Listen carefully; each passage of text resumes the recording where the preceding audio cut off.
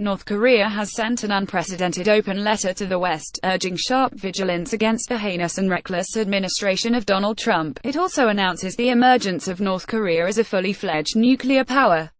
It is believed the letter, written by the Foreign Affairs Committee, was sent to a number of Western countries covertly, but its existence has been made public by Australian Foreign Minister Julie Bishop, who received it after it was passed to Australia's Indonesian embassy by the North Korean consulate in Jakarta. According to the Sydney Morning Herald, Britain are preparing for war with North Korea. The author of the message and the way it was delivered is said to be unusual. North Korean communiques to the West are usually published through state news agency KCNA, addressed to the parliaments of different countries. It condemned Mr. Trump's rhetoric at the UN, in which he promised the US could totally destroy North Korea, also known as DPRK. If Trump thinks that he would bring the DPRK, a nuclear power, to its knees through nuclear war threat, it will be a big miscalculation and an expression of ignorance, said the letter.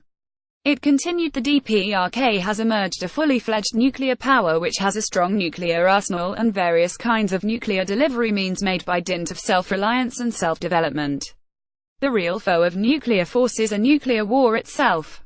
The Foreign Affairs Committee takes this opportunity to express belief that the parliaments of different countries loving independence, peace and justice will fully discharge their due mission and duty in realizing the desire of mankind for international justice and peace, with sharp vigilance against the heinous and reckless moves of the Trump administration trying to drive the world into a horrible nuclear disaster. Mose Bishop told the Herald, "This is the first letter that we can find that any Australian foreign minister has received from North Korea. It's an open letter. This is not how they usually send messages around the world.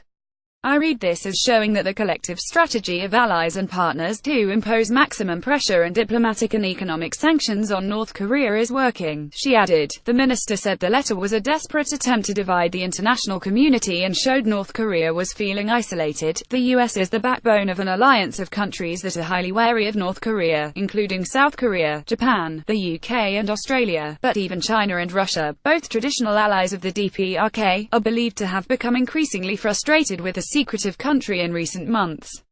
Its frequent test firing of missiles, in contravention of international treaties, has infuriated the US and ratcheted up global tensions. In September, China backed UN sanctions against North Korea, while calling for the de-escalation of tensions on the peninsula. The Independent has asked the Foreign and Commonwealth Office if the UK has received a similar open letter. More about North Korea. Australia reuse content.